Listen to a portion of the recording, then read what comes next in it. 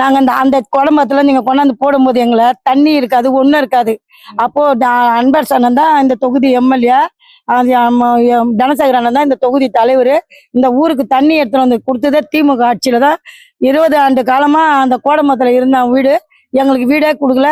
20 வருஷம் முடிஞ்ச பிறகு திமுக ஆட்சி வந்ததும் எங்களுக்கு வீடு வந்து திமுக ஆட்சியில தான் இந்த இடத்துல வீடே கொடுத்தாங்க. அந்த அதிமுக கோட்டை அது. அந்த அதிமுக கூட பார்க்காம திமுக அந்த கட்சிக்கு பொதுமக்களுக்கு எல்லாருக்கும் இந்த ஏரியா ஃபுல்லா வீடு கொடுத்தாங்க. இப்ப கரெக்டா இருக்கு. தண்ணி காலையில விட்டுருவோம். காலையில 15 வயசுதான் போய் தண்ணி பாப்பீங்க சுத்தி எடுக்கும். இப்போ ஒரு தண்ணியை விட்டுருவோம் சாயங்காலம் மேல. அந்த வசதியெல்லாம் எந்த குறையும் கிடையாது. இந்த ஏரியாவில் பொறுத்தவரைக்கு அந்த எந்த ப்ராப்ளம் கிடையாது. மின்சார வசதிலாம் மின்சார வசதி சோப்பு. மின்சார வசதியில பிரச்சனையே வராது. அதான் சொன்னேன், அதுக்கு முன்னாடி துண்டு கேபிளுங்க கந்து வஞ்சி போய் கந்தது.